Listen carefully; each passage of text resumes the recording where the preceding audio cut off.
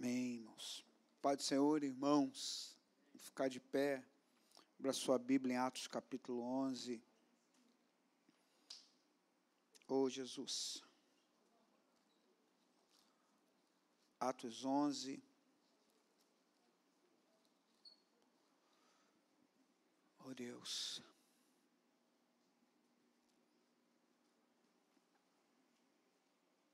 Verso de número 19. Que Deus te abençoe. Essa noite eu quero falar sobre graça, como dádiva do Pai, mas eu não quero falar sobre a graça salvífica que diz respeito a essa nossa realidade de compreensão de uma graça preventiva, onde o Senhor, na sua bondade e misericórdia, proveu salvação para nós. Como lá Gênesis 3,15, a primeira revelação messiânica da Bíblia. Não quero pensar nessa graça. Eu quero pensar naquilo que chega dessa graça para a minha vida e que faz a minha vida não só exalar, mas a minha vida fazer passar essa graça. Porque aqui é essa dádiva, é bênção da nova aliança. Então nós vamos aprender o que é ser gracioso. O que é carregar isso, que muitas das vezes a gente não entende quando uma pessoa fala assim, aquele irmão é uma bênção na minha vida. Caramba, esse irmão me faz muito bem. Não sei porquê, mas passei uma tarde com esse irmão, me deu vontade de orar, de ler a Bíblia, de estudar, fico perto dele. A gente às vezes fala assim, me inspirou, mas na verdade foi uma graça que fluiu, que ela é fluida. Então nós vamos entender isso a partir da igreja primitiva, saindo para o campo evangelístico, que essa graça era notória. As pessoas viam graças em homens. Ela olhava para a pessoa e falava assim, isso aqui tem uma graça. Esse irmão, não é assim? Tem pessoa que você fala assim, carrega uma graça, né, cara? A forma que ela fala, a forma que ela é, o jeito que ela é, carrega uma graça. Então, é importante eu frisar isso aqui como introdução, para que a gente possa entender que esse atributo comunicável chega na nossa vida. E como ele é um atributo comunicável, ele pode ser fluido. Então, você pode sim, a gente transformou isso de uma maneira corriqueira, mas de verdade, você pode sim ser uma bênção na mão de Deus. Porque nesse linguajar aqui, o que é ser uma bênção na mão de Deus? É ser essa pessoa que a graça de Deus é notória na tua vida. As pessoas olham e falam assim, eu cresço na fé perto de.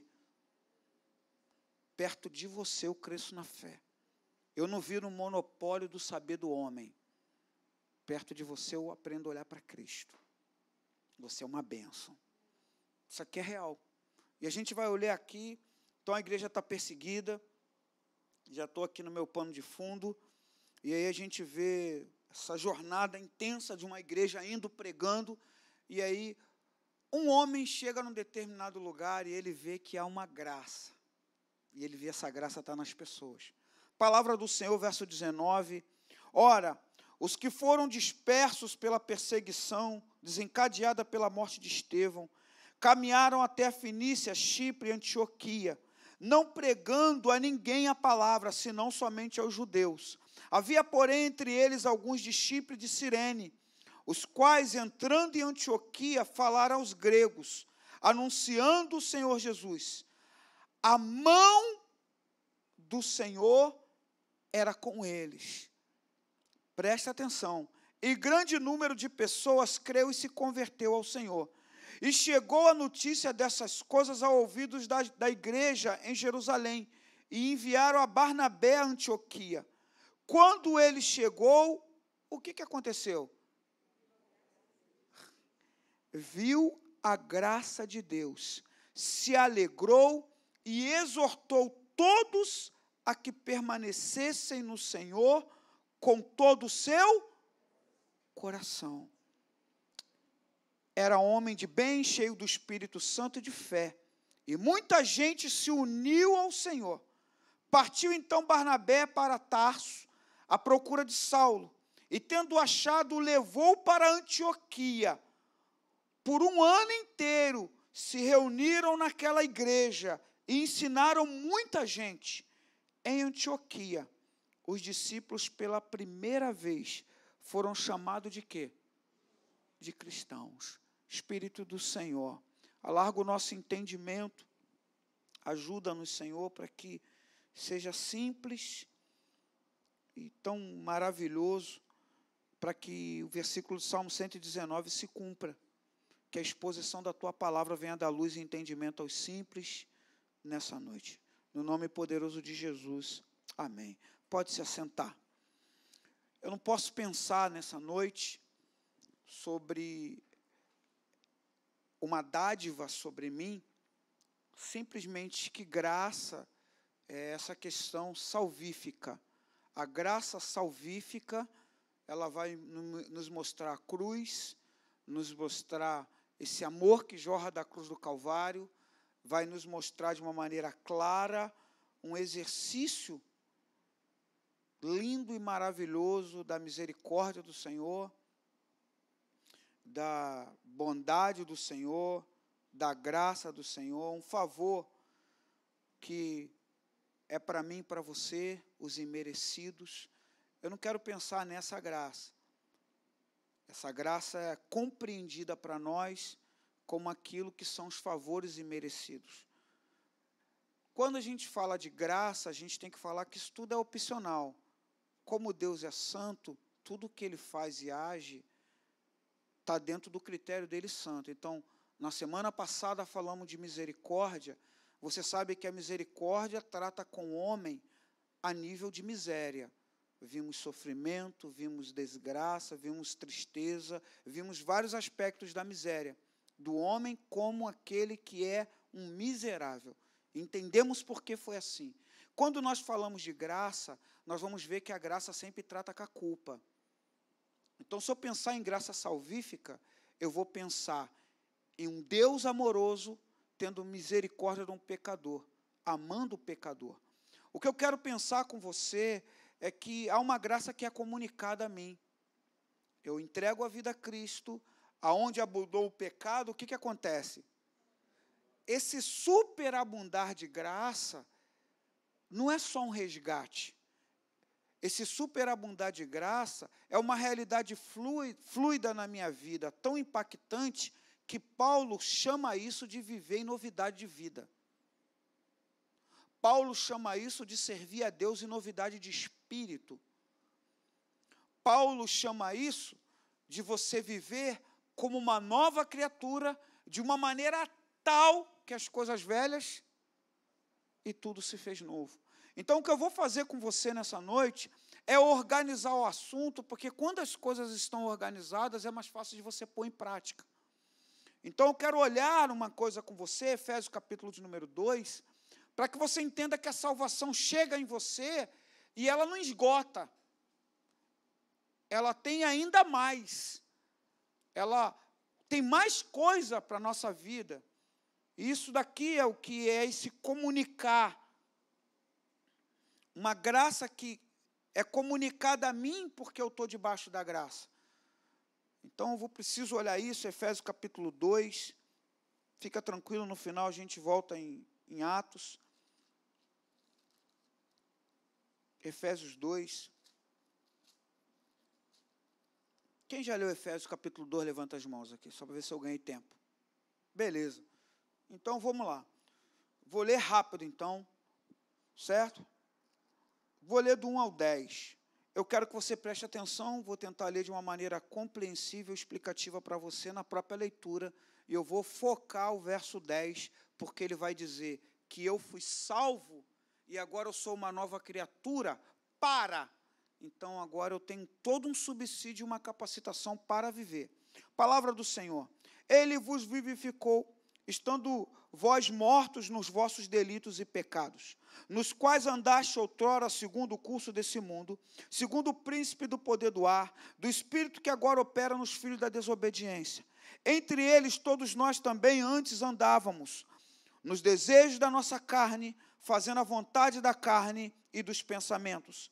E éramos, por natureza, filhos da ira, como também os demais. Deus, porém, que é riquíssimo em misericórdia, pelo seu muito amor, com que nos amou, estando nós ainda mortos em nossos delitos, nos vivificou com Cristo, pela graça sois salvos. E nos ressuscitou com ele, fazendo-nos assentar nas regiões celestiais em Cristo Jesus, para mostrar nos séculos vindouros as abundantes riquezas da sua graça, pela sua benignidade para conosco em Cristo Jesus. Pois é pela graça que sois salvos, por meio da fé, e isso não vem de vós, é dom de Deus, não das obras, para que ninguém se glorie, pois somos feitura sua, criados em Cristo Jesus, para o quê, irmãos? Para as boas obras, as quais Deus preparou, para que o quê, irmãos? Andássemos nela. Eu vou nascer na fé, agora eu estou nascendo agora como uma nova criatura, estou vivendo a beleza do novo nascimento. Nessa graça tem um caminho agora para mim, e esse caminho é debaixo da graça de Deus. Por isso ela é fluida. Por isso alguém vai dizer, e a gente tem muitas formas de interpretar isso, por isso eu quero só organizar o assunto. A gente vai dizer assim, o fulano era uma pessoa, agora ele está em Jesus, olha como ele mudou. Se fosse um tempo atrás, né? O que fizeram com ele, ele fazia desse jeito. Pô, mas ele faz de... O que é você tomar uma tapa no rosto e dar o outro? O que faz de você? O que parte a partir da tua vida que te capacita a fazer isso? É esse olhar que a gente precisa entender. Então, eu quero pensar diretamente com você nessa graça que transforma pessoas em pessoas graciosas. Então, anota o que significa ser gracioso, porque você é, em alguns momentos, você se relaciona com pessoas que são em alguns momentos, e o que a gente precisa fazer hoje é nos apropriar para dizer assim, agora, em Cristo Jesus, eu fui criado para essa boa obra. O Senhor me criou para que eu andasse nela. Então, na verdade, em Cristo, eu preciso ser uma pessoa graciosa. Olhando, anota uma frase, eu gosto desse autor, e quando eu estava pensando por qual caminho andar com você aqui nessa reflexão, eu falei, eu tenho um livro, tem uma frase que ela tem umas coisas escritas do lado, e eu vim aqui na igreja, catei o meu livro, falei, está nesse livro, pelo que está escrito eu achei, e a frase é muito simples. O que conta não é a minha capacidade, mas a minha resposta à capacidade de Deus. Eu gosto dessa frase, ela é muito conteudista para mim. O que conta não é a minha capacidade. O que conta é a minha resposta à capacidade de Deus. O que realmente me dá conteúdo essa frase em reflexão aqui, é que o que realmente faz diferença na vida de Zé Carlos é essa capacidade de Deus operando na vida de Zé Carlos. Se o Zé Carlos dá resposta, isso aqui faz diferença. Porque você sabe que tem coisas que só por Deus na tua vida tu faz. Tem olhar que só por Deus na sua vida você consegue olhar. Tem relacionamentos, tem tolerância, tem coisas do dia a dia que só por Deus na sua vida você consegue. E essa frase aqui, ela traz esse peso conteudista de que não é pela tua capacidade. Se eu quisesse botar um versículo bíblico aqui, para fazer dessa frase um tema para pregar, eu falaria de 2 Coríntios, capítulo de número 3, quando Paulo diz, não que nós falamos de nós mesmos, não que nós pensamos de nós mesmos, mas a nossa capacidade vem do Senhor, porque Ele nos fez ministros de uma nova aliança, não da letra, mas do Espírito. Essa frase, ela traz esse conteúdo de que pela capacitação de Deus e você dando resposta a ela, o quanto a tua vida passa a ser expressiva para outras pessoas. É importante, então, a gente entender isso, porque Atos capítulo de número 11, o que se viu ali? O que foi assustador ali? Se viu pessoas graciosas. Pessoas graciosas. E isso aqui para nós é um impacto. Anota o que significa gracioso, né? Falei para você anotar. E gracioso é quem tem graça. É aquelas pessoas que a gente tem que ter cuidado na palavra, né? Aquelas pessoas que estar com elas, eu poderia dizer num bom termo, tá? É encantador. Eu posso melhorar isso. É prazeroso ficar perto delas. Só que esse prazer é porque estar perto delas, você está sempre em Deus. Já viu aquelas pessoas que você começa a conversar sobre futebol e daqui a pouco a coisa fica tão gostosa que a gente chega no eterno e a gente começa a falar de Jesus, e a gente começa a compartilhar a obra do Cristo, e a gente fala assim, pô, eu sempre passo por essa pessoa e sempre eu levo algo de Deus comigo. É um simples bate-papo com ela, ela está conversando simples, sem fazer força, ela traz um ensinamento para a minha vida. Isso aqui é ser graciosa. É importante eu colocar isso, porque no termo de sociedade, pessoas podem ser graciosas. Pessoas, por exemplo, tem pessoas, o comediante. A palavra no termo e seus adjetivos vai dizer que o gracioso é aquele que faz os outros rir. Então, por exemplo, um Tom Cavalcante, né, um Tiririca, né, são pessoas que elas carregam uma capacidade de fazer os outros rir. O que eu estou tratando aqui à luz das Escrituras? Você carrega essa capacidade agradável agora. Lembra de Jesus? Por que tu acha que as pessoas até abriam um telhado para poder entrar e estar perto de Jesus? O que era isso? Era o que eles viam. Os fariseus, eles queriam saber por que a multidão estava do lado dele. E o que a multidão via do lado dele? Via uma graça. Aí as palavras dele, não é assim o Sermão do Monte, Mateus capítulo 7? E a multidão estava pasmo, porque ele falava como quem tem autoridade. Por que isso? Porque estar perto dele era tão enriquecedor, que as pessoas viam uma graça.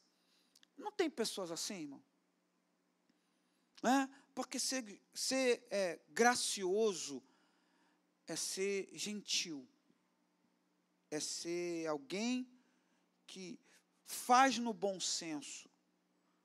Estou em Atos 11, e eu vou ler um texto do Antigo Testamento depois, para me te dar um exemplo prático de alguém centrada em Deus, que ela tem uma intervenção, e que você fala assim, poxa, ela tem uma graça com ela.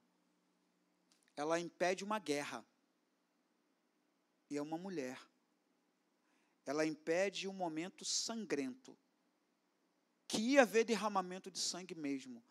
E ela impede tudo aquilo ali, sem manobra. Ela não fez igual Jezabel.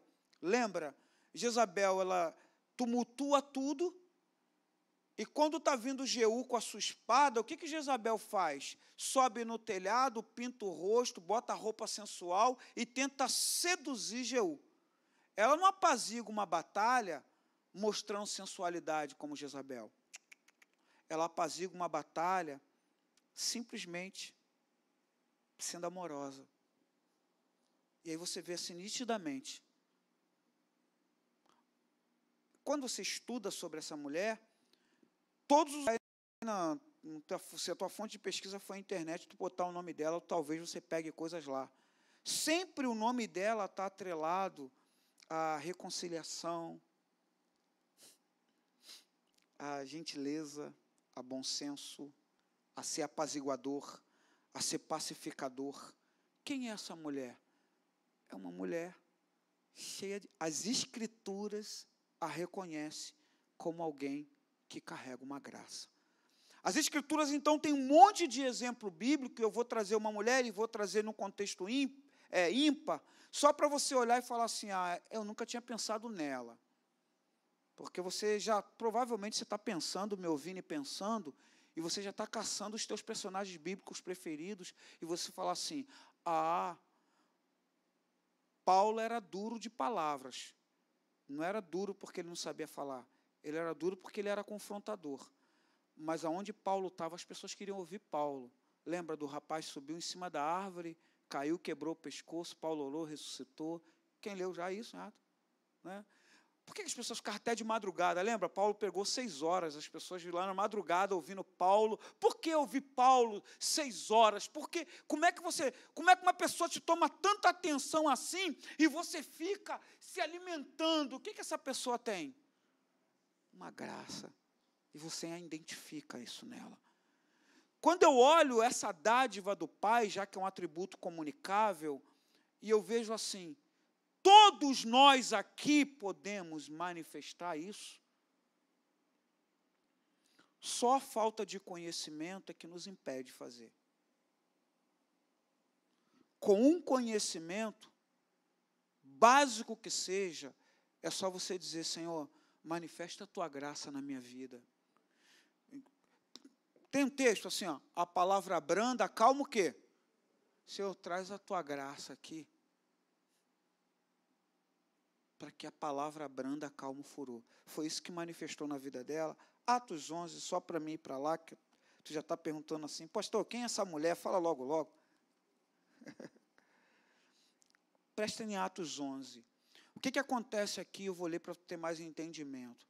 A igreja ela foi dispersa, todo mundo sai pregando, eles saem pregando para judeus, porque de judeu para judeu é mais fácil se comunicar, eles entram em cidades específicas. Quando eles chegam numa determinada cidade, a aceitação é muito grande, a graça era muito notória na vida dos irmãos.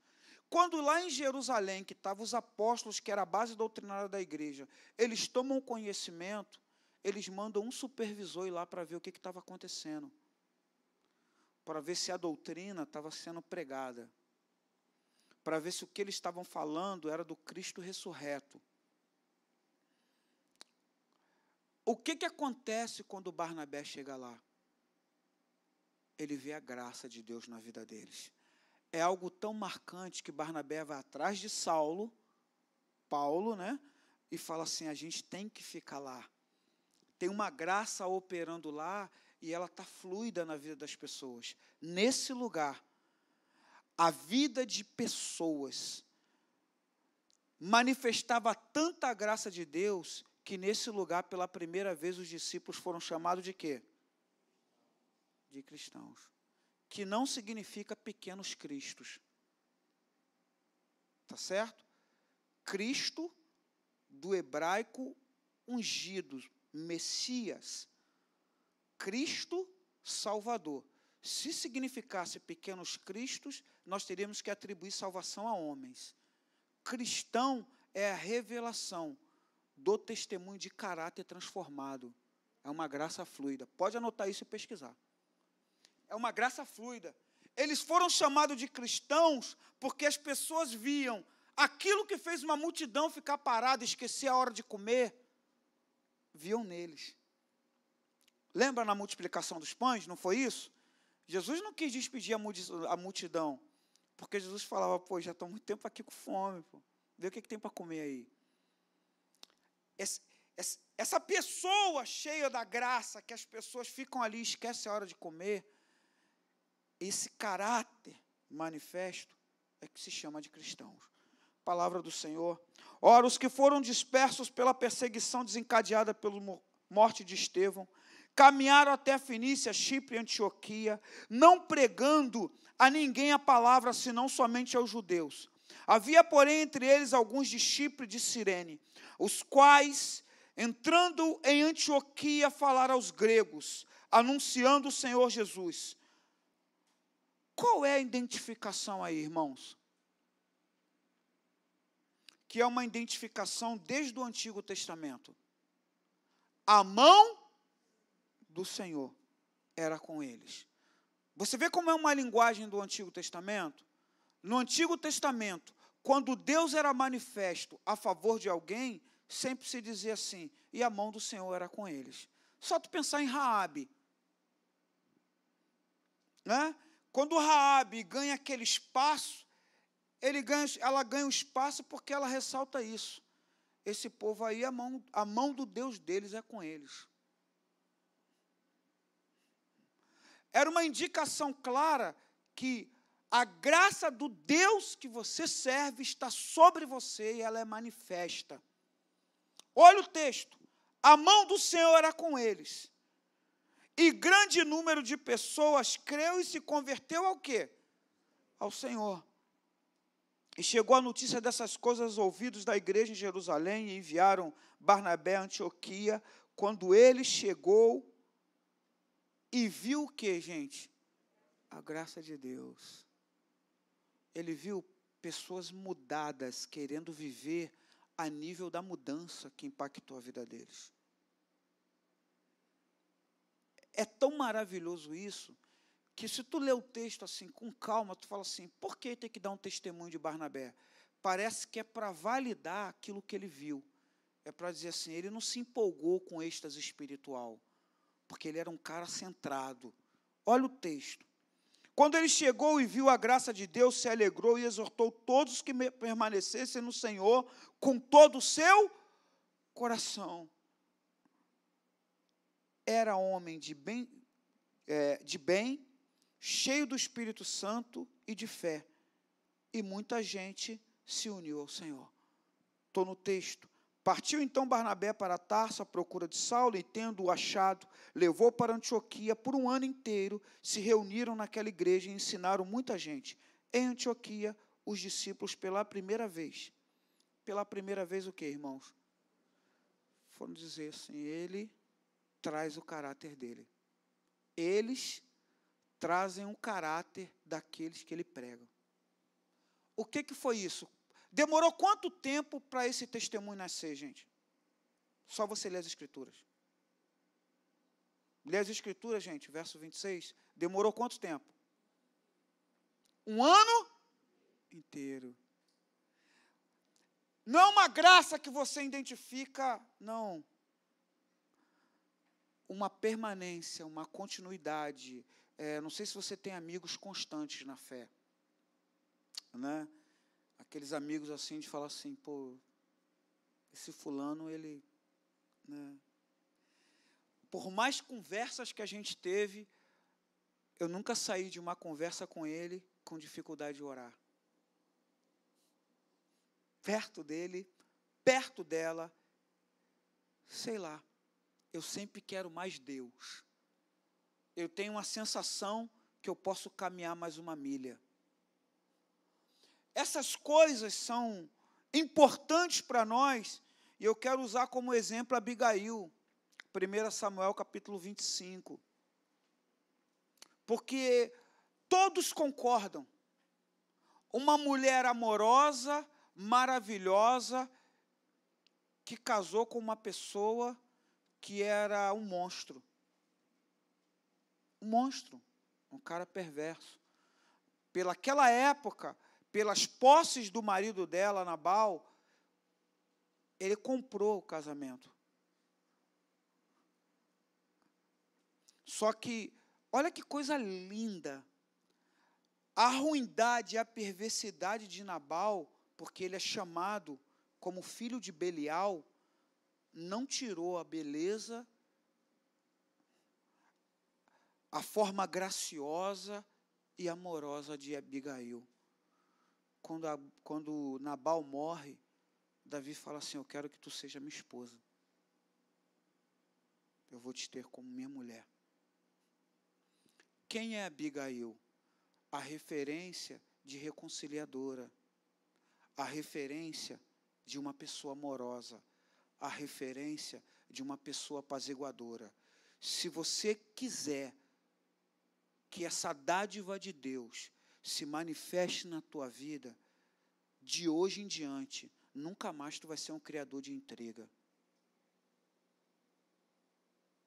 Porque quem reparte a graça de Deus nunca divide uma família, nunca divide uma igreja, nunca divide uma amizade.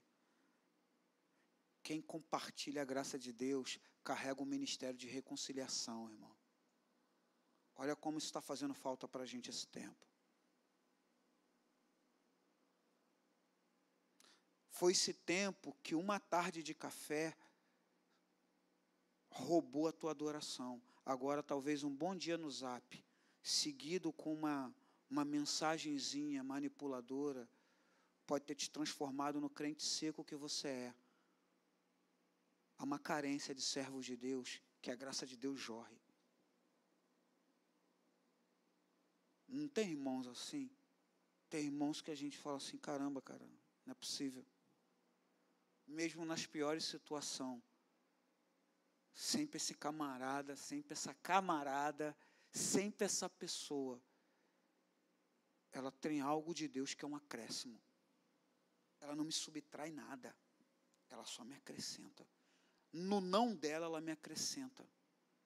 No dizer eu estou errado, ela me acrescenta. O que essa pessoa tem? Ele pega essa graça, ele pega essa dádiva, e ele simplesmente vive como uma dádiva. O que eu estou querendo falar com você? Desde a primeira, já que nós estamos na 16ª sessão sobre as dádivas de Deus, você tem que pegar e se apropriar. Eu não posso permanecer ruim como eu era sem Cristo. Eu não posso permanecer vingativo, tolo, como eu era sem Cristo. Eu não posso permanecer uma pessoa de rixa, como eu era sem Cristo. Agora eu estou em Cristo. Eu sou uma nova criatura. O que aconteceu com as coisas velhas? Eu não posso ser competitivo de uma forma perversa e maligna, como eu era antes de Cristo. Porque agora eu sou criado para as boas obras, eu tenho que andar nela. Como você vive isso? Você vive isso sendo uma pessoa graciosa. As pessoas olham para você e falam assim, ele tem uma graça. Isso aqui é interessante, porque você pega crianças que tu olha para elas e fala assim, isso carrega uma graça. Você olha para a criança, você tem criança assim, que você vê uma graça. Fala, pô, caraca. Tem adolescente, tem jovem, tem irmão, tem irmã, que você olha e você fala assim, caramba, carrega uma graça. Como a Barnabé viu. Barnabé viu aquelas pessoas, ele falou, opa, isso aqui não é euforia não. Eu vejo uma graça de Deus. Ele está olhando para pessoas. Ele fala, eu vejo uma graça de Deus. O meu desejo não é sair daqui vendo a graça de Deus em você. O meu anseio nessa noite é sair daqui com consciência de que essa graça pode sair a partir de mim. Que assim seja sobre a sua vida. 1 Samuel, porque não adianta você só ficar vendo a graça de Deus na minha vida, se é que você vê, ou na vida da pessoa que está ao teu lado. A beleza de você se apropriar daquilo que nós estamos estudando essas quarta-feira, é que aquilo que você está se apropriando se manifesta em você. Porque é o que Jesus ensina. Como é que você paga o mal com bem? Só se você estiver cheio da graça de Deus. Você só paga o mal com bem se você estiver cheio da graça de Deus. O tempo hoje é outro. Para você dar outro lado da tua face, só se você estiver cheio da graça de Deus. Para aquele que se opõe a você, essa aqui é o conjecturar real da palavra inimigo. O que está oposto a você. Se ele tiver fome, você só dá o que comer, se você estiver cheio do quê? Senão você diz bem feito. Senão você diz no mínimo, você fala assim, pô, não tem nada a ver com isso. Cada um colhe o que planta. Se tu estiver cheio da graça de Deus, volta para a semana passada. Você tem a misericórdia, você sabe lidar com a miséria. Vamos voltar para essa semana. Você sabe tratar no favor imerecido. Porque ser generoso, ser gracioso, muitas vezes é você fazer até pelo quem não merece. Você tratar bem, quem não merece ser tratado bem, só se você estiver cheio do quê? Quando você brinca, porque a gente é craque de fazer palavras cheias de conteúdo em palavras corriqueiras. Mas quando você diz assim, só a graça, é isso que você está falando diante do problema. Você fala, pô, só a graça de Deus na minha vida para me lidar com esse irmão. O que tu está dizendo?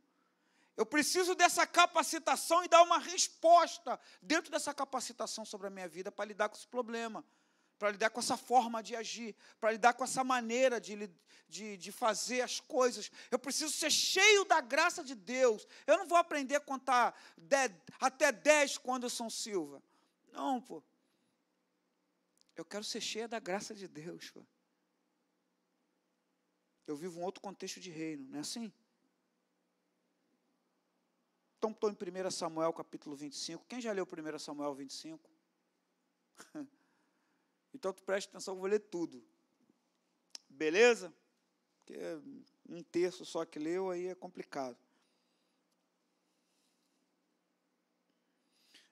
Deixa eu então diminuir um pouquinho, senão o nosso tempo vai dar. Eu quero te dar recursos bíblicos para você entender a graça de Deus fluindo através de você, que é a nossa parte mais prática. Davi, ele protege os pastores e o rebanho de Nabal no deserto. Davi tem um exército de 600 homens.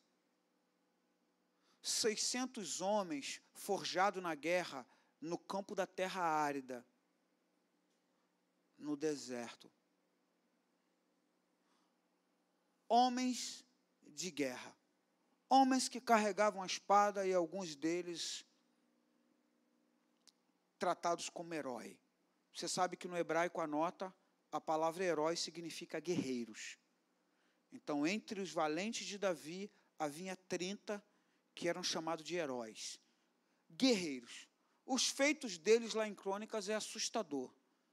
Um que lutou com centenas, os caras homens de guerra. Na comitiva de Davi, tinha lá os homens ambidestros, que eles lutavam com as duas mãos. A mesma perícia que eles tinham com a espada com a mão direita, eles tinham com a mão esquerda. Nesse mesmo grupo, tinha uns que tinham cara de leão, porque eles eram sisudos de face. Outros tinham pés como da corça, corriam muito. Davi tinha uma gama de pessoas perto deles, que começou desgostosa perto deles, quando ele se fez chefe, mas que foi ganhando corpo e se organizando para a batalha. Então, eram homens de guerra. Quando esse exército estava precisando de comida, Nabal, um homem super rico, Davi mandou pedir comida a Nabal. Nabal esculachou Davi. Ficou fácil de você entender a palavra esculachou? Isso. Esculachou Davi. Sabe o que Davi fez? Eu vou lá e não vai sobrar um homem da casa de Nabal. Vamos matar todos. Não vai sobrar nenhum macho. Até os bichos Davi foi para matar. Davi foi para matar tudo. Avisaram Abigail. Abigail não falou com Nabal. Abigail, eles pegou umas coisas e foi até Davi. A gente vai ler o texto a partir disso agora. E aí você vai ver essa mulher virar um vulto piedoso. Tomara que você pregue muito sobre Abigail. Sei lá, tem umas 15 lições a vida de Abigail nesse texto aqui. Tomara que amanhã você faça uma série de mensagens e você pregue. E você olha uma mulher que ela podia usar a beleza dela, porque as Escrituras dizem que ela era muito bonita, e ela podia tentar ganhar Davi pela sensualidade,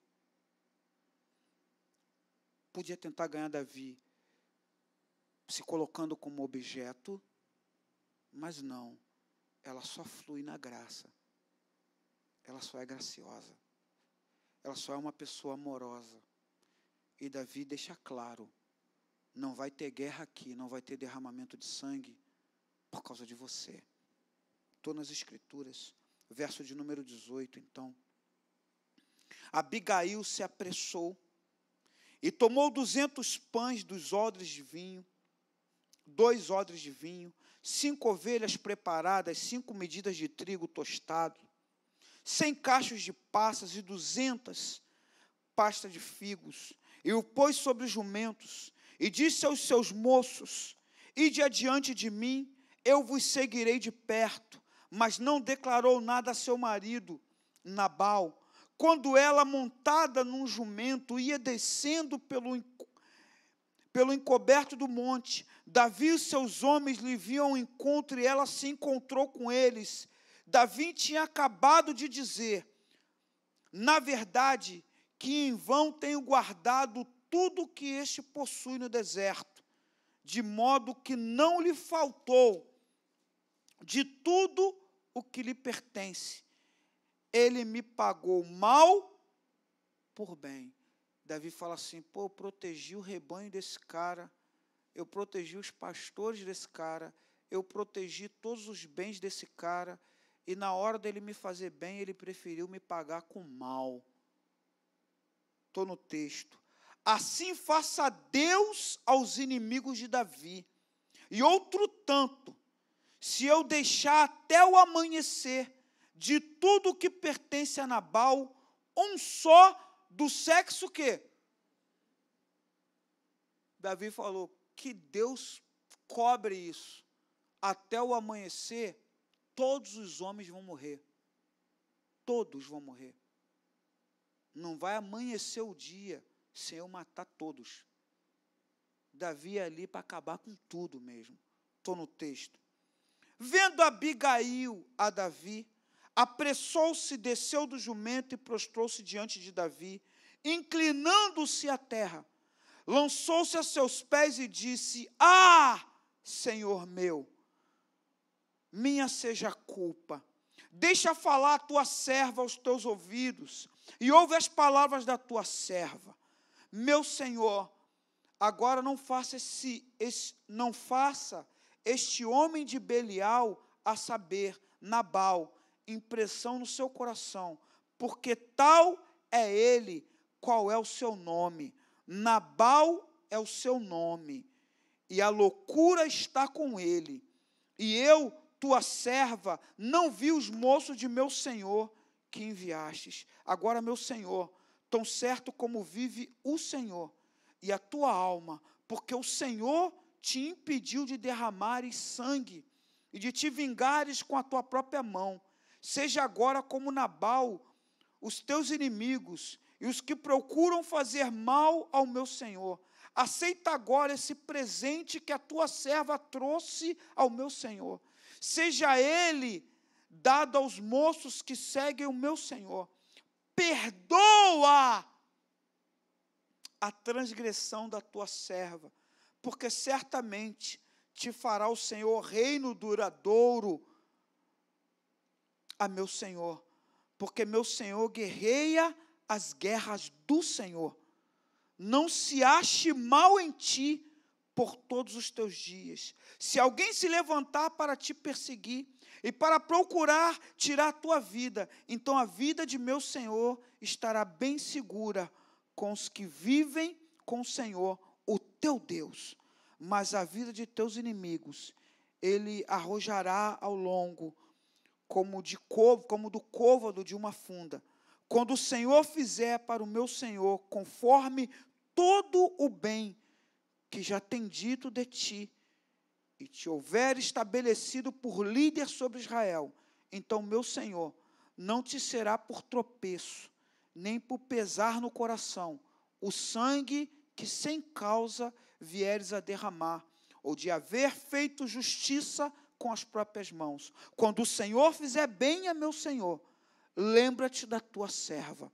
Então Davi disse a Abigail: bendito o Senhor, o Deus de Israel, que hoje fez o quê?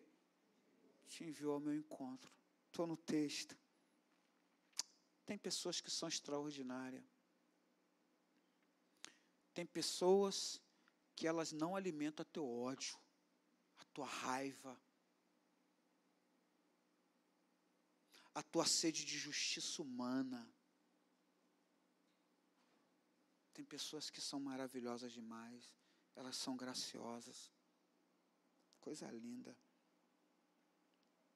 Bendito o teu conselho, e bendita sejas tu, que hoje me impediste de derramar sangue e de vingar-me pela minha própria mão.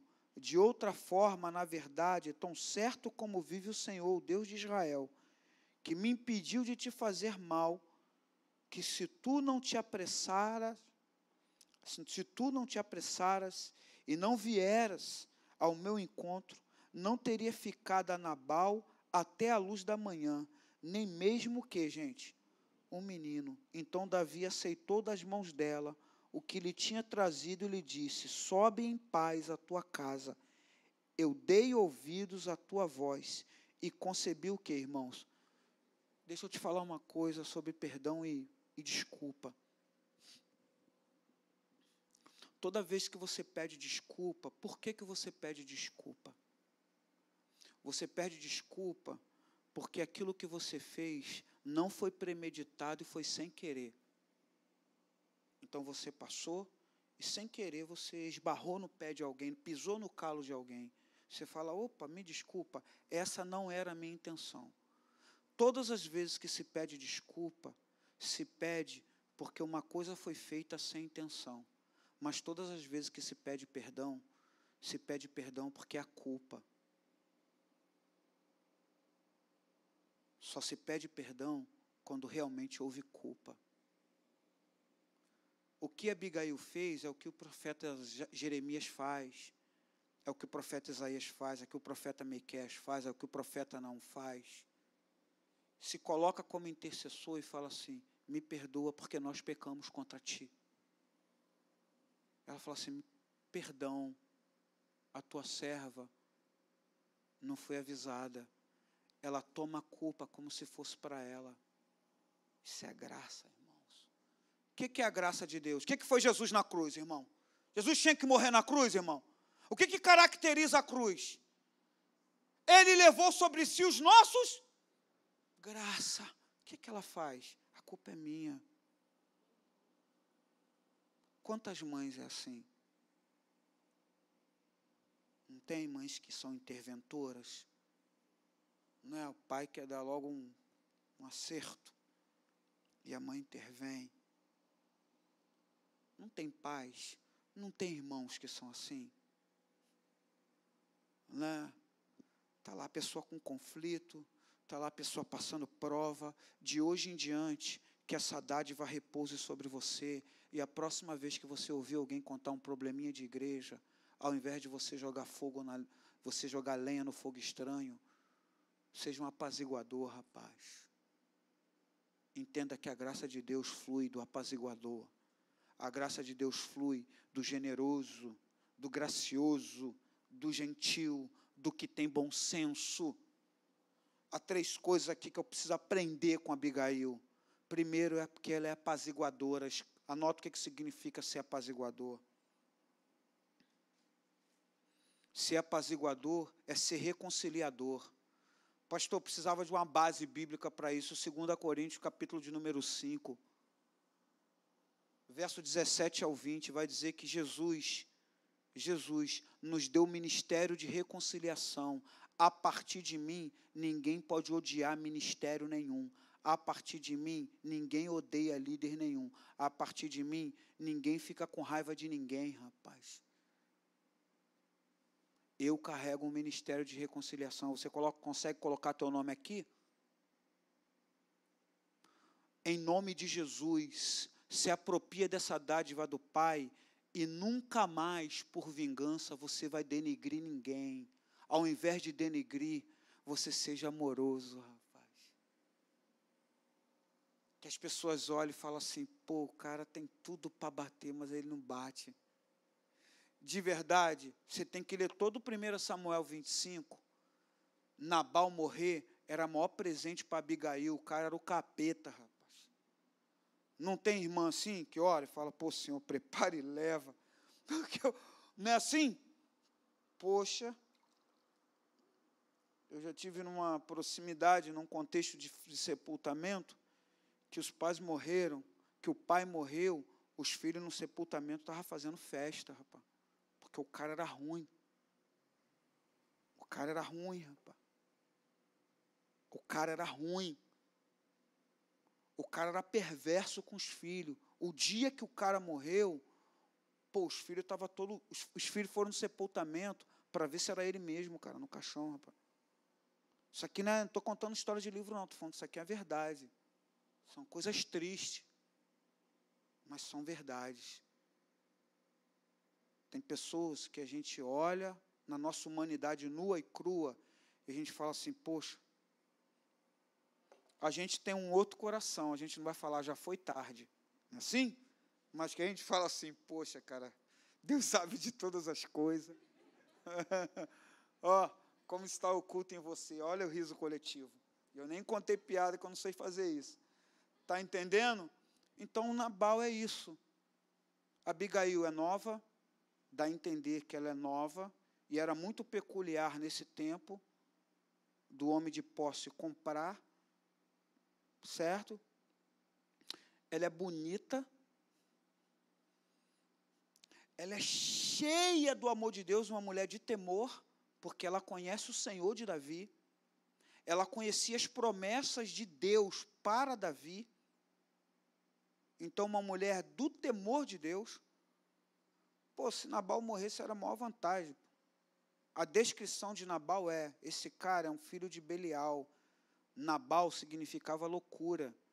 O próprio nome dele carregava todos os gestos dele. O cara era aloprado. O que Abigail fez? Tomara que morra? Foi isso que ela fez? Não, ela falou assim, perdoa. Apaziguadora, irmãos. Que Deus te dê graça para você desenvolver o ministério de reconciliação de 2 Coríntios capítulo 5. Que de hoje em diante haja uma competência de Deus que você responda. Porque se Ele me deu o ministério de reconciliação, se o que está escrito em 2 Coríntios capítulo 5 é real, eu posso ser um pacificador. Porque lá no Sermão do Monte, Jesus fala assim, bem-aventurados os pacificadores, que o quê? Eles vão herdar o quê? O que eles vão herdar?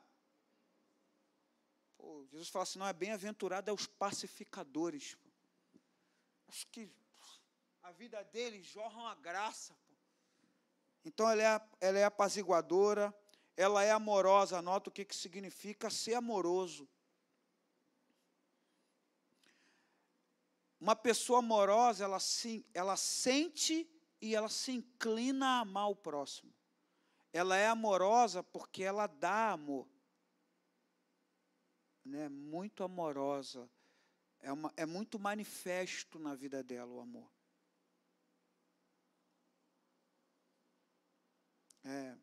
Eu tenho um querido que o avô dele tem 80 e poucos anos de idade e o avô dele tem a forma de manifestar amor, né?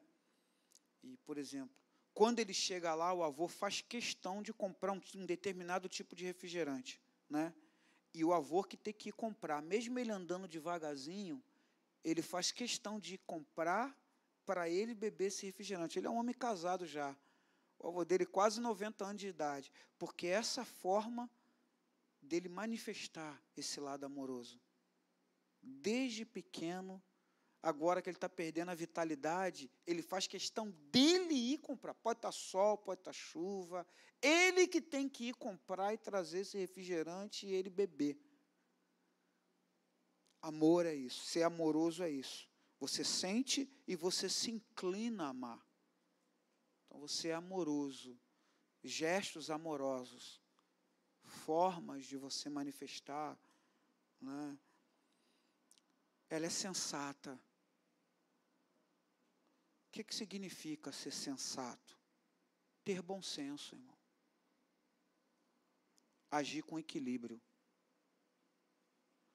Vamos para a parte aplicativa, então, para a gente poder encerrar. A graça em nós e através de nós. Eu coloquei 3 pontos aqui, vou ler contextos de versículo, e a gente volta para Atos e vamos orar. Primeiro, já que eu vou falar de graça em nós e através de nós, primeira questão aqui. A capacitação para o serviço. A graça me capacita para o serviço. por isso que eu faço, por isso que você faz. Por isso que, para quem não carrega a graça, dá a entender que tu é um bobo quando tu está fazendo. Que é loucura. O que está fazendo? Pô, né? Você vê os irmãos da zeladoria. É assustador, pô. Né?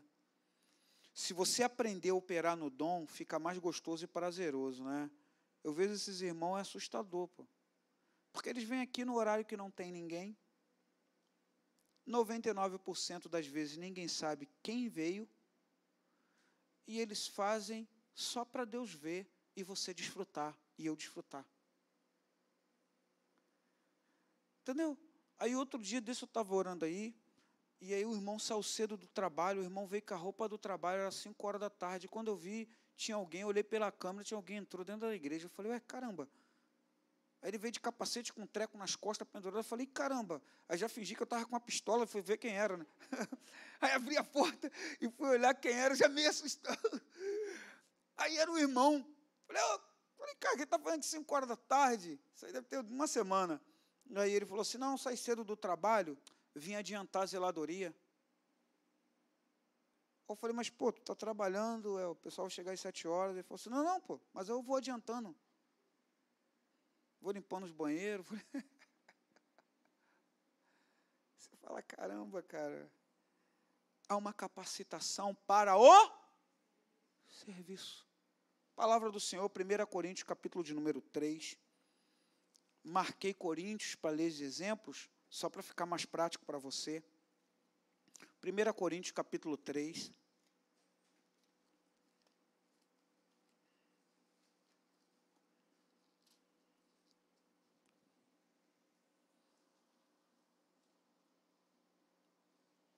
Verso de número 10.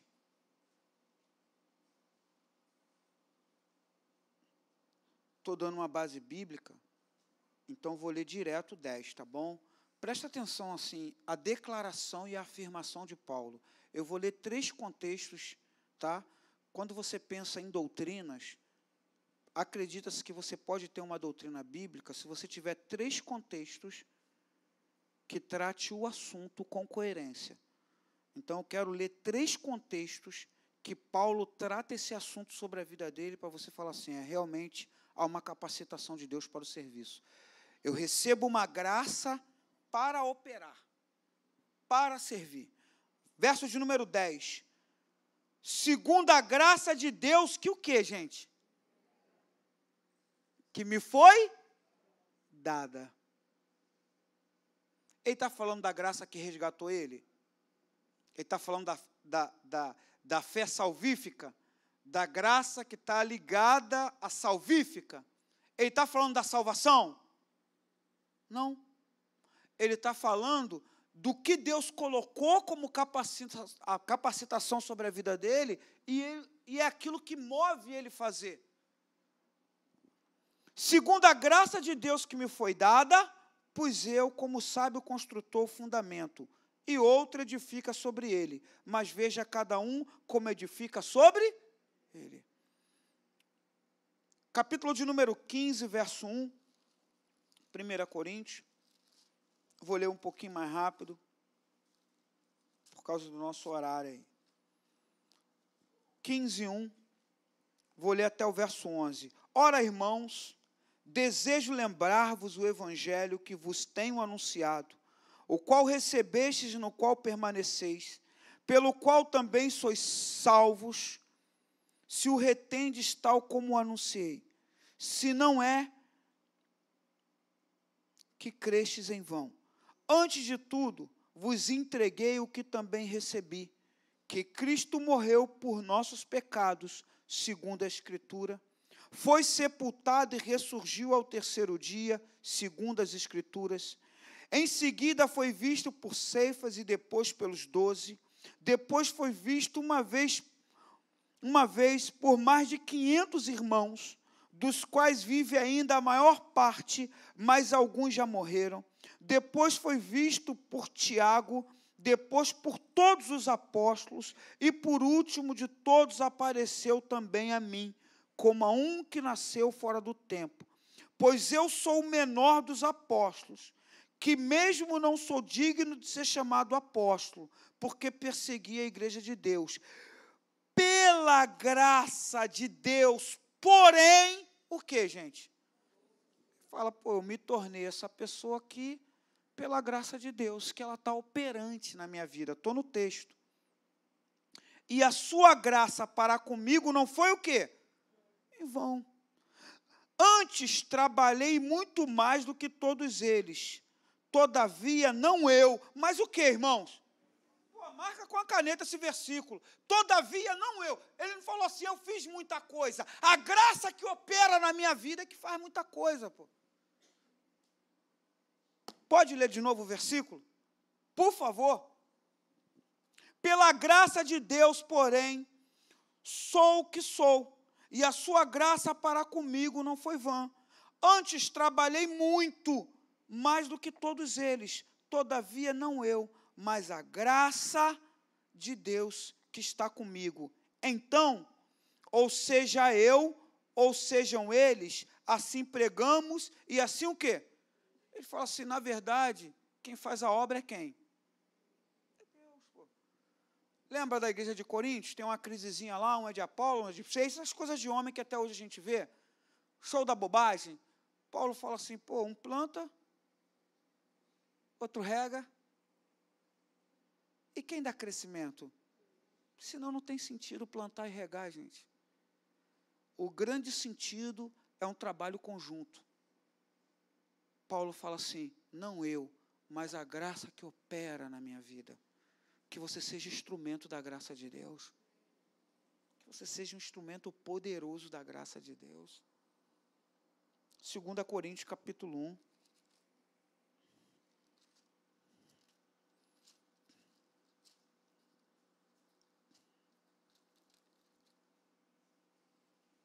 Verso de número 12. Sabe o que você faz? Eu não sei como é que você tem de material de pesquisa. Pesquisa a graça. Então, você vai aprender o que é essa graça prévia, você vai aprender o que é a graça barata. Por exemplo, hoje nós temos a teologia do não senhorio, ela prega muita graça barata. Certo? Você vai aprender o que é essa fé salvífica e o que é essa graça rege, e você vai aprender o que é essa operação de dons. E fica mais fácil de você entender assim.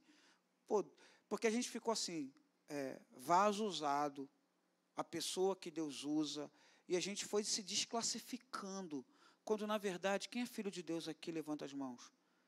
Isso aqui são dádivas do Pai, filho e filha. Todos nós aqui podemos ser cheios da graça e fazer o quê? Operar nessa graça. Todos nós. Paulo era um homem fariseu, que com 12 anos de idade, quando foi apresentado no templo para assumir suas responsabilidades espirituais, uma criança hebreia ou judia, ela tinha a oportunidade de escolher, ou segue a profissão do pai, ou fica com o mestre aprendendo. Paulo faz parte daquelas crianças que ficou aos pés dele, no caso, foi de Gamaliel. Cresceu estudando a lei e os profetas. Virou um fariseu, como ele diz, que excedia em farisaísmo os irmãos. Encontrou Jesus. É natural, não seja bobo, que Deus use o que você tem, o conteúdo que você tem. Eu sempre aprendi isso, eu me converti, e quando eu me converti, se dizia o seguinte: Deus vai usar, o Espírito de Deus usa você pelo quanto você conhece a palavra. Se você quer ser muito usado pelo Espírito Santo, você tem que conhecer a palavra. Era o que se ensinava a minha geração. Quanto mais você conhecesse a palavra, mais você seria instrumento do Espírito Santo. E todo mundo usava como exemplo quem? Paulo. Fala, olha como é que Deus pode ser profundo com Paulo. Quantas cartas Pedro escreveu? Ele é a coluna da igreja, mas ele escreveu quantas cartas? Tá. Quantas cartas Paulo escreveu? Faz conta no dedo. Houve alguma confusão? Não.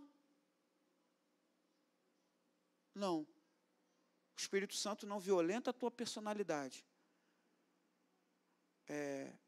esse é teu bocado que você tem para dar? O Espírito da verdade vai te guiar toda.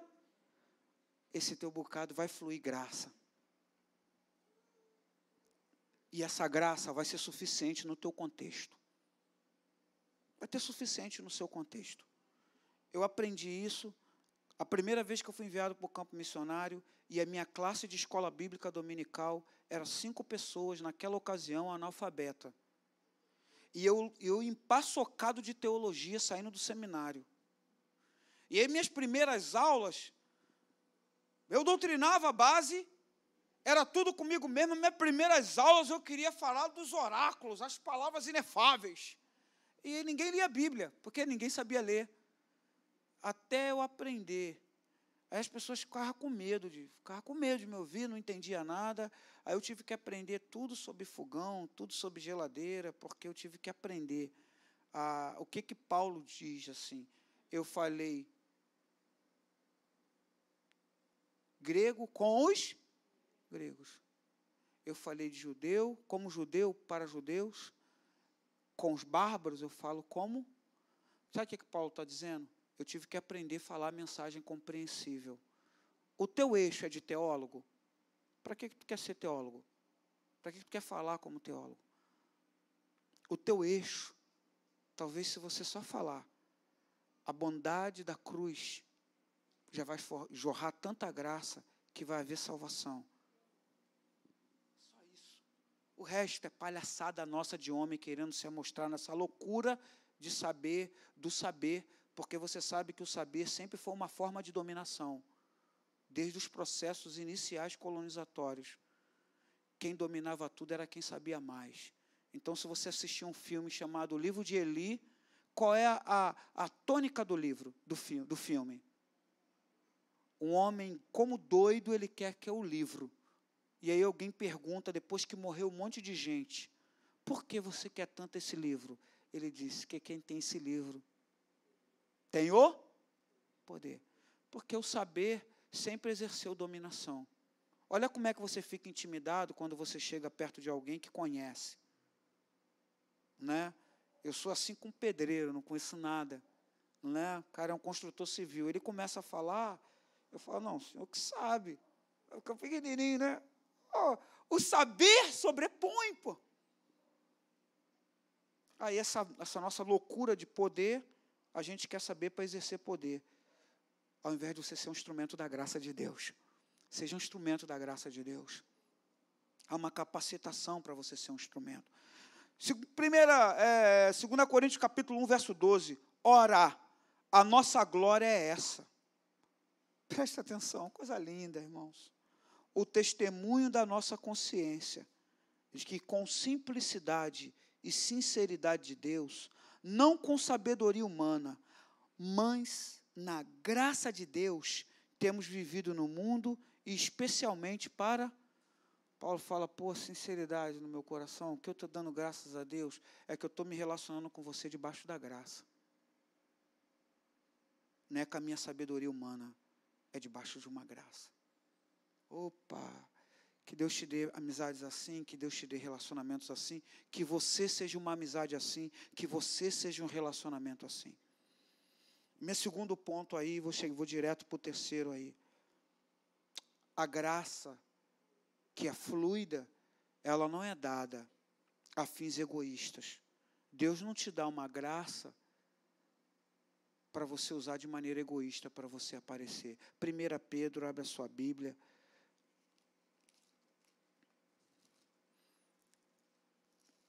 Estou olhando para o relógio ali, mas vou botar na conta da pessoa que deu uma palavra antes de mim. Missionário, eu sou arteiro demais. Né? Misericórdia. Tomara em Deus que a graça de Deus nessa noite acrescente alguma coisa sobre a sua vida. 1 Pedro capítulo 4, irmãos. Vou ler do 7 ao 11. Olha como Pedro, ele não tem o conhecimento de Paulo. Em um outro momento aqui em 1 Pedro, sabe o que Pedro vai dizer? Olha, ouça o que o Paulo diz, porque os seus escritos é de difícil interpretação, mas são muito importantes. Pedro era só um pescador, Paulo era um fariseu, mas Pedro, ele tem uma percepção da graça operando como multiforme, como várias formas. O que eu quero te desafiar nessa noite? Entenda a forma que a graça de Deus opera na tua vida e seja feliz. Você não precisa pensar, você não precisa se sentir insatisfeito, porque a graça que opera na vida do pastor Leandro, não opera na vida do... Não precisa. Não, isso daqui é termômetro para mim. Termômetro para mim. Assim me dá beleza quando eu ouço você pregar. Eu entender, dá beleza quando um pastor abre a igreja lá na esquina, a igreja dele, em menos de 5 meses, tem 10 vezes mais a quantidade de membros que aqui a gente tem 12 anos. Mas eu entendo que existe uma multiforme graça. Pedro esclarece isso. Palavra do Senhor. Paulo não esclareceu, mas Pedro esclareceu. Tu vê como é que são as coisas? Verso 7. Ora, já está próximo o fim de todas as coisas. Portanto, sede sóbrios e vigiai em oração. Tem diante de tudo ardente amor uns para com os outros, porque o amor cobre uma multidão de pecados. Sede hospitaleiros um para com os outros, sem murmuração. Presta atenção. Servi uns aos outros conforme o dom que cada um recebeu, como bons administradores da multiforme graça. Se alguém fala, fale segundo as palavras de Deus. Se alguém ministre, ou seja, serve, ministrar é servir. Se alguém ministra, ministre segundo a força que Deus dá, para que em tudo Deus seja glorificado por Jesus Cristo. A Ele pertence a glória e o domínio para todo sempre. Amém. A graça é dada para um fim egoísta? É para você aparecer mais do que o outro? É para gerar competição dentro da igreja? É para gerar um sentimento de inveja? Porque é velado, mas é um sentimento de inveja? Não. É para gerar um sentimento de um complexo de inferioridade? Não, gente. Deus repartiu cada um dom. E a gente tem que entender a multiforme graça de Deus.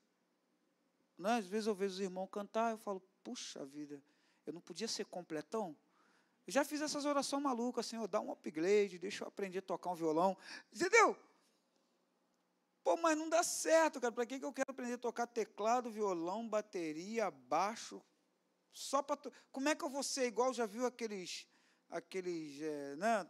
O cara cheio de instrumento, ele toca, ele canta, tem um treco improvisado. Sabe por que você não precisa se cansar assim? Porque nós somos o corpo de Cristo e cada um cumpre a justa operação da sua parte, gente. Só cumpre a tua parte, pô. Só cumpre a sua parte. Então, nós estamos no último ponto.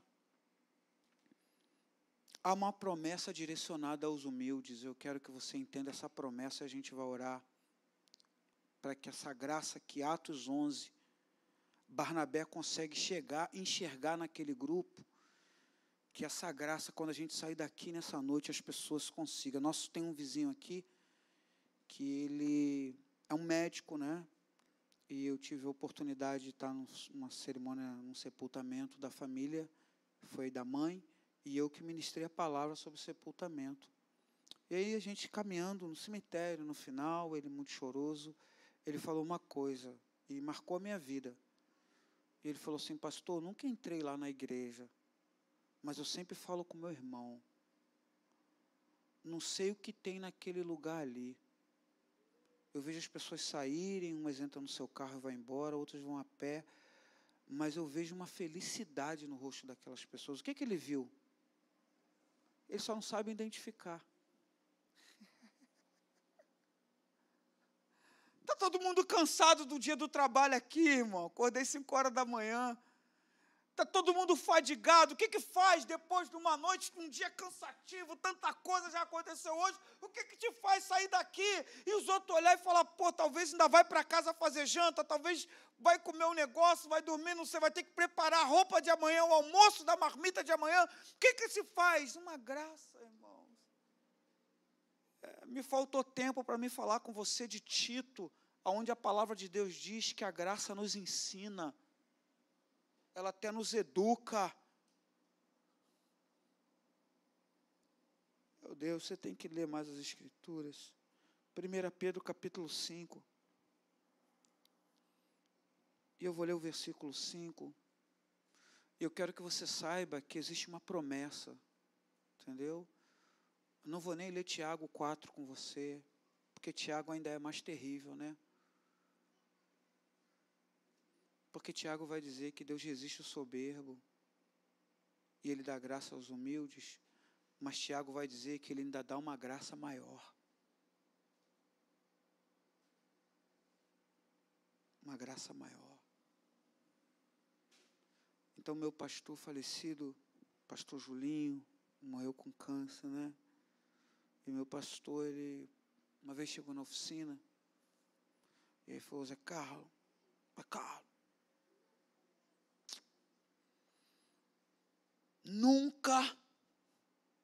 nunca fuja do banco da humilhação. Senta no banquinho da tua humilhação, olha para o Senhor e descansa. Porque sempre que um homem senta no banquinho da humilhação, sempre Deus faz algo maravilhoso na vida dele. 24 anos atrás ele me falou isso. Até hoje, quando eu estou nesse extremo que eu entendo o que é humilhação, eu sei, vai vir coisas de Deus para mudar minha história aí. Porque é uma promessa clara.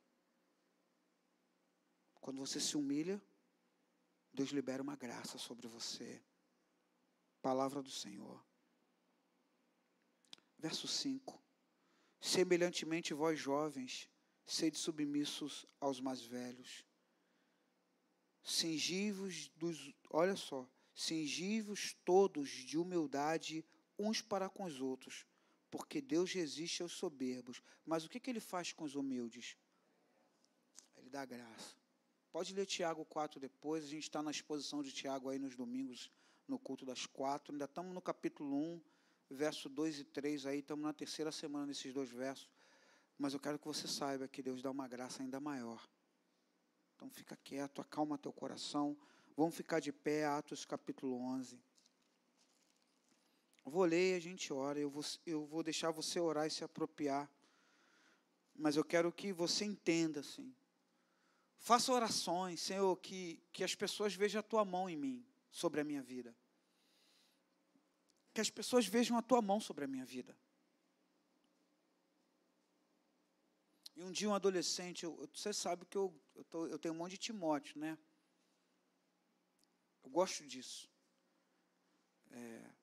Não vai ter briga para pegar meu bastão.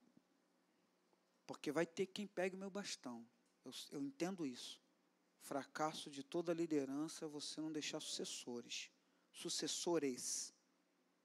Então, quero mais que fique uma galera para pegar meu bastão. Mas um dia um adolescente com coração puro, ele falou uma coisa e mexeu muito comigo. Né? Entre tantas coisas, nesse corre para lá, corre para cá. Pastor, como é isso? Como é você lidar com a oportunidade que você tem? E aí, sem muita expressão, lembrei disso essa tarde. Eu disse para ele, é simplesmente eu saber que o que está em mim não é meu, me foi confiado. Tem um texto de 1 Coríntios que te garante isso. Aos dispenseiros, aos mordomos, requer que cada um se ache fiel. Há uma graça sobre você, então você é um depósito dessa graça. Ao invés de você privar pessoas de ser alcançado da graça, seja um instrumento de Deus, cara. Mesmo, o que você pode acrescentar? Eu entendi o que ele falou, porque nós estávamos conversando sobre confusão. E ele falou assim, pastor, por que a pessoa tem medo de contar fofoca para você? Aí eu falei assim, porque eu oro a Deus, porque eu não admito ser envolvido numa fofoca. Porque a Bíblia que eu estudo, que eu prego, diz que os fofoqueiros não entrarão no reino dos céus. E é uma maluquice, é uma utopia você querer seguir a Cristo e não aspirar o reino dos céus. Você quer o reino dos céus. Você quer andar com Ele. A fé que você professa te impulsiona a isso. Você quer o arrebatamento da igreja. Você quer viver com Cristo. Então você pega as escrituras e você fala assim, eu não vou ser isso. E aí eu estava num contexto, e aí uma pessoa veio falar de uma outra pessoa. Eu disse para ela, eu não conheço esse lado dela.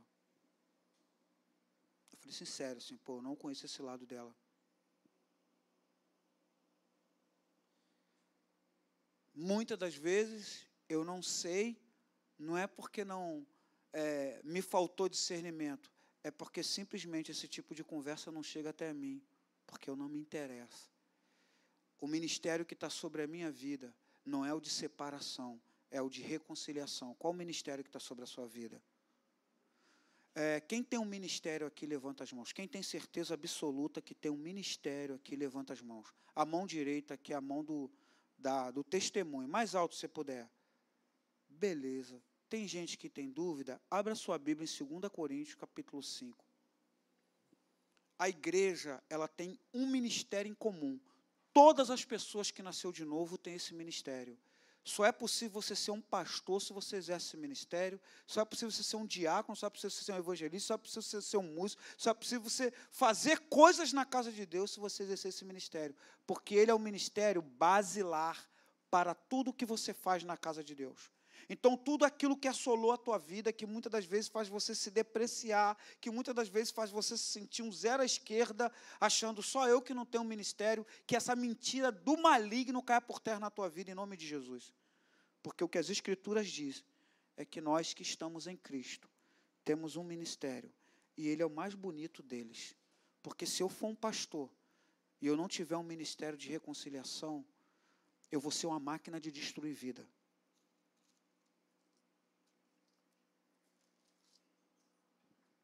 Eu vou ser uma máquina de destruir pessoas. Qualquer dom em exercício, se essa pessoa não exercer o ministério de reconciliação, ela vai só destruir vidas. Pode ser a longo prazo, ela vai destruir vidas. Palavra do Senhor. 2 Coríntios, capítulo 5, verso 17. Portanto, se alguém está em Cristo, o que, irmãos? As coisas velhas já passaram, e tudo se fez novo. E tudo isso provém de Deus, que nos reconciliou consigo mesmo por Jesus Cristo. E Ele fez o que quando Ele nos reconciliou? Quando a cruz do Calvário jorra um amor, e esse amor atinge a tua vida, a primeira coisa que você recebe depois do perdão, depois da regeneração, é o que, irmãos? O ministério da reconciliação. Você, então, tem todo o potencial de ser alguém cheio da graça de Deus, que amanhã vai fazer tanta diferença naquele lugar que você está. Talvez só pelo bom senso, só pelo olhar ser diferente. Quer continuar lendo comigo? Palavra do Senhor.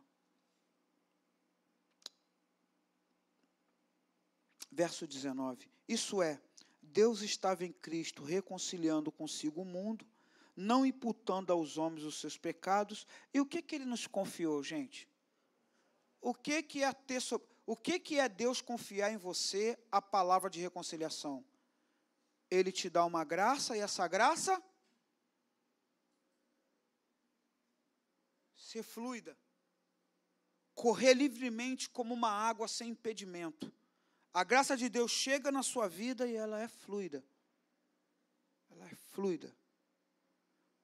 Deus te dá um ministério de reconciliação e Ele te dá a palavra da reconciliação. está sobre você.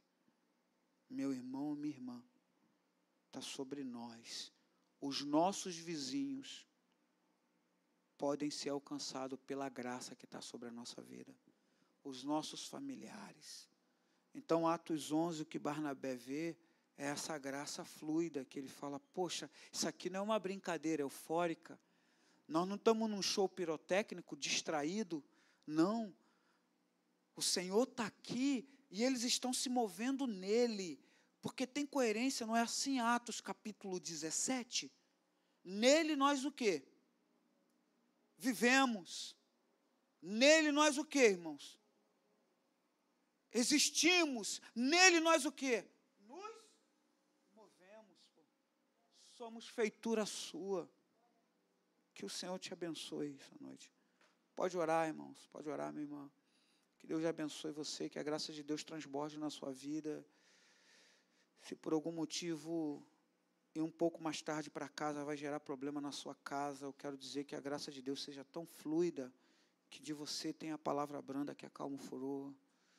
Se você está num campo de tempestade, de decisões, de guerra de ego, que a graça seja tão fluida que você seja como Abigail, você seja o apaziguador, apaziguadora.